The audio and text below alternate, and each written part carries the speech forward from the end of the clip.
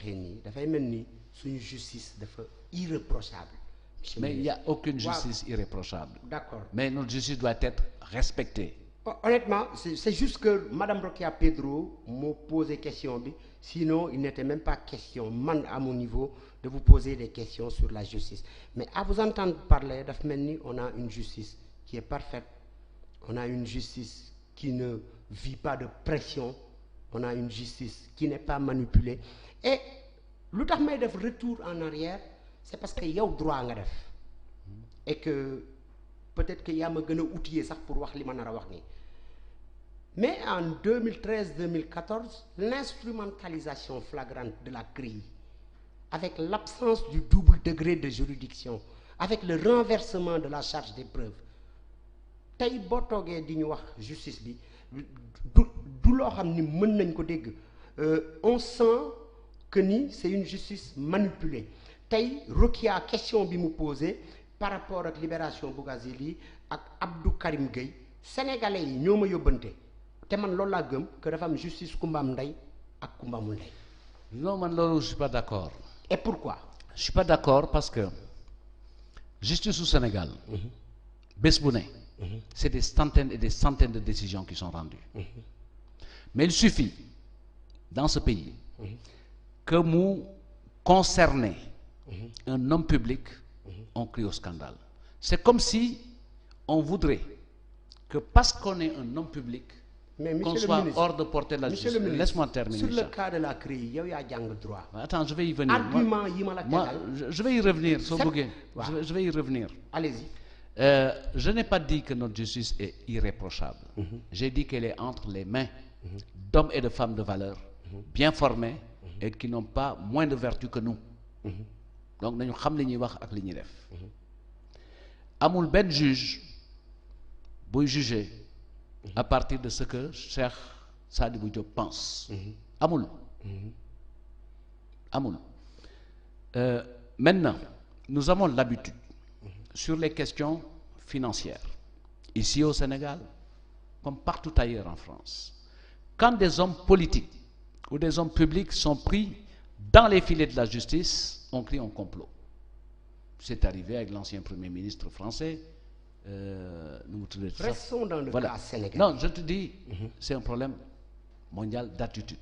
Maintenant, pour refaire l'histoire de la CREI, si vous voulez refaire l'histoire, je vais vous donner une réponse très simple. Allez-y, monsieur le ministre. Cette histoire de la CREI, elle a une vérité judiciaire. Laquelle? Ce sont des juridictions sénégalaises qui ont condamné Karim Wade à la peine de prison et à de l'amende. Il a eu tous les recours possibles sur le fondement de cette décision. Amul benn juridiction bu contester la capacité des juges sénégalais à le juger. Amul. Maintenant, il peut y avoir dans l'exécution des décisions qu'on rencontre des pays qui n'ont pas ce type de délit ou de juridiction dans leur pays et donc ils ne peuvent pas donner l'exéquatur parce que xamuñu ko. C'est ce qui nous arrive à Monaco parce que dafa dépassé. Monsieur le ministre. Mais c'est pas dépassé. Ce n'est pas dépassé. Non. Parce que il y a des conventions internationales. La présomption de culpabilité ne peut pas prévaloir sur la présomption d'innocence. Laissez-moi terminer. Maintenant. Parce que à l'époque boo fàttalikoo amoon nañ ci échange mag yow en privé bien sûr ma leen doon wax ni que tribunal d'exception bi àtte Karim Wade waru ko àtte am na des tribunaux habilités à juger Karim Wade mais dañoo gis ni da ngeen salfaañoo justice daf pression ci justice ba ñu tëj monsieur Karim Wade moo tax tey boo toogee di wax au nom de la justice comme une belle dame qui a 18 ans sans vergeture alors qu'en réalité ñëpp xam nañ ni certaines décisions de justice viennent du palais.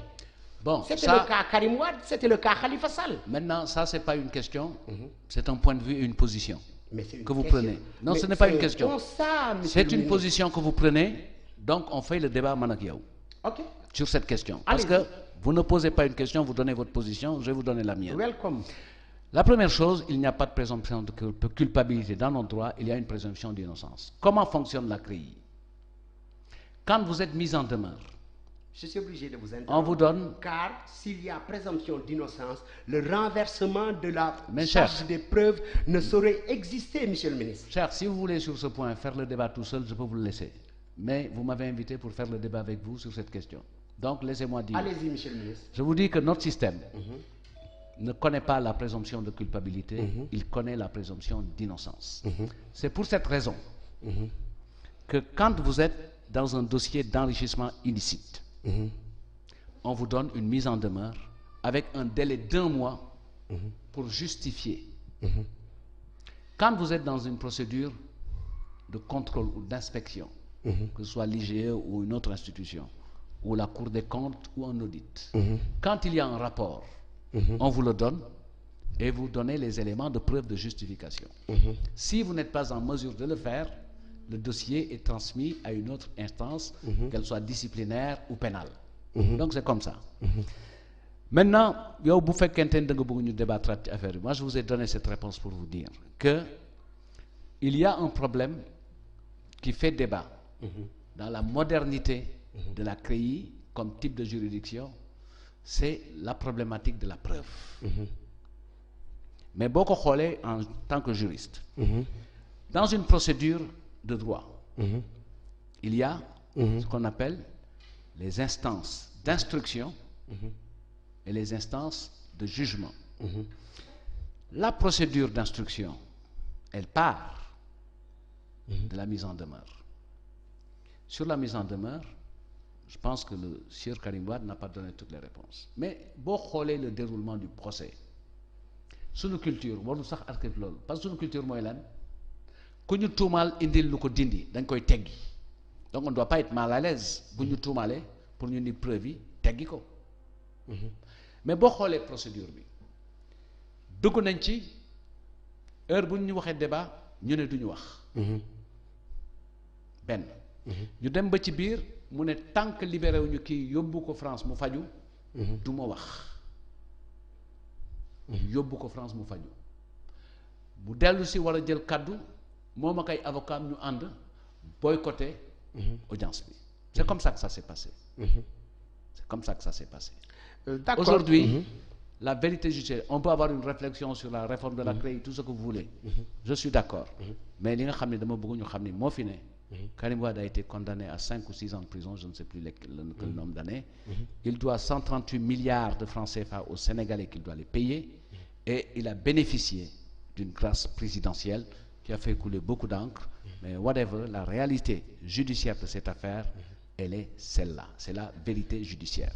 Merci beaucoup, monsieur le ministre. Du ma attardé wu ci question boobu parce que am na d'autres questions yu ñu war a wax. Oui, je crois que c'est plus. Alors, monsieur le ministre, dañu gis ni que fan yii yëpp président de la République mi ngi plaider pour l'annulation de la dette. Te fan yi sax dem na ba tiital ñu di wax ni que réew mi mun na nekk ci récession. Est-ce que nguur gi jël na ay mesures d'anticipation au cas où récession am, naka lañ koy gérer ak naka la ñuy def ba nga xam ni dinañ atténuer ce choc économique? Récession pour nit ñi déglu xam mooy lan. waaw mooy croissance bu négative. Absolument. Maintenant situation bi li ñu wax ñun. mooy 6,8 la ñu doon amoon wala doon ko xaar. boo moytul 1,8 la ñuy am. Donc c'est tout le sens. Du programme de relance de l'économie. xam nga sànq jot naa détaillé. Un des indicateurs importants dans notre espace régional et qui est un indicateur de la qualité du cadre macroéconomique, c'est le niveau du déficit public. Et aujourd'hui on a près de 6,8 du fait de l'impact. Et on voudrait progressivement passer à 5 et à 3. Parce que c'est ça la norme UEMOA qui est notre espace d'intégration économique. Maintenant récession bi c'est redouté par tous les pays du monde. C'est redouté par tous les pays du monde. Et ça donne tout le sens à cette position du président Macky Sall qui plaide l'annulation de la dette pour les pays africains, dette publique et dette commerciale. Donc il faut que ñu taxaw seetlu tuuti. La question de la dette dafa nekk question bu yàgg. dafa yàgg. am nañ ci expérience boo xam ne yóbbu nañ ci initiative PPTE. donc mu nekk benn problème aujourd'hui ci récession bi nga wax. dëkk yépp ñoo nar a subir les impacts négatifs de la Covid. mais yan mesure le Sénégal jël mais tey non il faut que ñu xool monde bi ba pare. tey dëkk bu mel ni espace européen Europe. UE. Ils ont autorisé 750 milliards d'euros pour faire face. La planche à billets tourne. Le FMI mi ngi génne des droits de tirage spéciaux pour certains pays. DTS yi. ak yooyu FMI Banque mondiale mais c'est nouvel ordre mondial bi ko permettre. mais moom la ñu war a changer. lan nga wax. ordre mondial bi ko permettre. moom la ñu war a changer. waa léegi. parce que ordre mondial concrètement Sénégal. waa xaaral ma ñëw rek. ordre mondial boobu li yomb ci européens yi du yomb ci ñun. parce que ñoom li ñuy soumettre mooy ay problème de notation ay limitation